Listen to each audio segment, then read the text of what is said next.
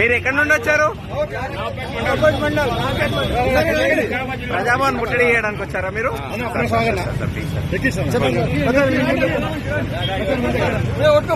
మీరు ఏ ఊరు నుండి వచ్చారు? రావుపేట మండలం. ఏ జిల్లా?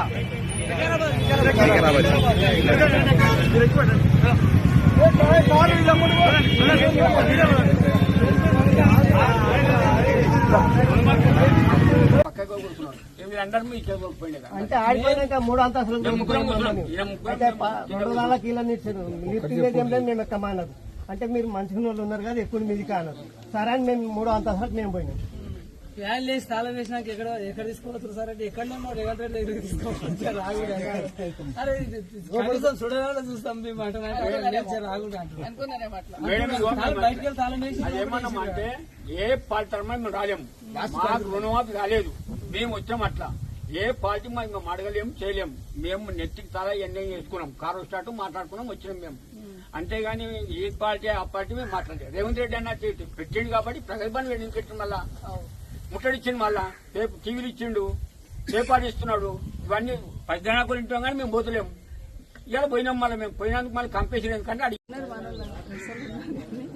చాలా బాధపడుతున్నాం. మిషన్ దగ్గర వస్తలేవట, లైట్ సరిగా వస్తలేదట, ఒకరొకరు ఇట్లా బాధ గంటకు 10 సార్లు.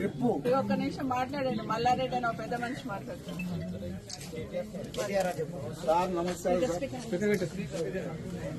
నీ పిల్లలకు నీకు శుభ మందనం. నీకు దయచేసి నీకు శనార్థి చేస్తాం మేము రైతులమంతా. కొంచెం మీరు మంచిగా శ్రద్ధ తీసుకోండి. మీ అంటే ఈ రైతులంతా ఉంటారు. మీరు 10 పైసలు కావాలి మళ్ళా ఎన్ని క్షణాలు అయినా సరే ఏం బాధపడకండి. మీరు మీ అంటే ఏపుకే కట్టుకుంటాం మేము, నిన్ను కట్టుకొని మేము తిరుగుతాం. మా బాధ ఒకసారి మీరు అర్థం చేసుకోండి. ఇప్పుడు నేను 64 సంవత్సరాలు నాకు హార్ట్ ఆపరేషన్ కూడా అయింది. నాకు 15 లక్షలు అప్పు, నాకు 15 లక్షలు అడగలే, ఆయన ఇస్తాను 2 లక్షలే అడుగుతున్నాం మేము. నా కొడుకు 1,70,000 ఉన్నాయి, నా భార్య పేరు 1,70,000, 3,50,000 ఉన్నాయి. గోల్డ్ పెట్టి 12 లక్షలు తీసుకున్నా. అది నా పర్సనల్ పని. అది నా రుణమాఫీ అయితే నాకు వేయాలి కదా సార్. కార్డు ఒకటి రేషన్ కార్డు. ఇప్పుడు నా కొడుకుకి 2 పిల్లలు, మా కోడలు వాళ్ళకి రేషన్ కార్డు లేదు. అమ్మా ఎట్లా దయచేసి ఇంతమంది జరంత మంది లేదు సార్. ఇక్కడ చాలా మంది ఉన్నాం, 300 మంది 400 మంది ఉన్నాం సార్. ఇక్కడ మేడం వచ్చింది. ఇక్కడ నేను ఇంటున్నా సార్. రోజు నేను నువ్వు అట్లా పొద్దుగాల కూడా నేను చూసిన వార్తలలో, రోజు చూస్తాను నేను వార్తలలో. గట్టిగానే కొట్లాడుతున్నావు, గట్టి కొట్లాడబట్టి కాదు. ఇప్పుడు మీతో మాట్లాడే మాకు అవకాశం దొరికింది.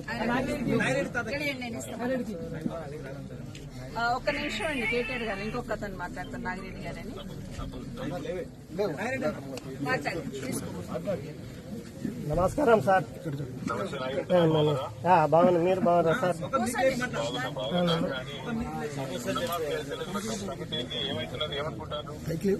మేము రుణమాఫీ గురించి పోయినాం సార్. మొన్న ప్రగతి భవన్ ముట్టడి గురించి మాకు కూడా ఏమిట్లు వచ్చిందంటే జీన్యూస్లు వచ్చింది ఛానల్. రైతులు రుణం అది ప్రగతి భవన్ ముట్టడికి వస్తున్నారు అంటే మేము అప్పట్లో ఒక బండి మాట్లాడుకొని పోయినాం. మనిషికి 300 తీసుకొని పోయి ఆడికి పోయి చూసాక ఆడికి అడిగి మమ్మల్ని అరెస్ట్ చేశారు అన్నట్టు.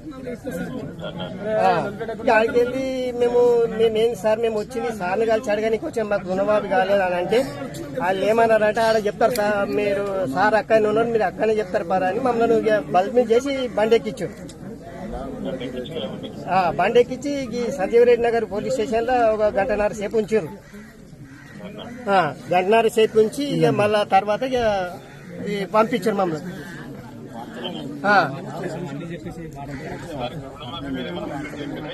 ఇక రుణమాఫీ గురించి మాకేం చెప్పలేరు. ఇప్పుడు నాతోనే మా ముగ్గురం ఉన్నాం. నా కొడుకు 20,000 ఉన్నది, నా భార్యకు 25,000 ఉన్నది, నాకు 1,20,000 ఉన్నది.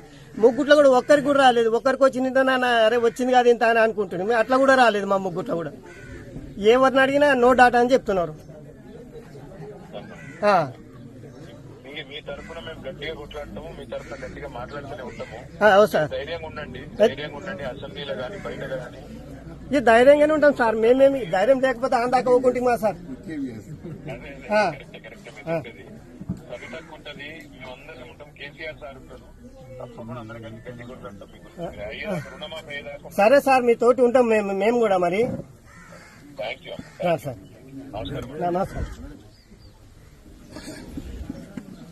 థ్యాంక్ యూ అమ్మా.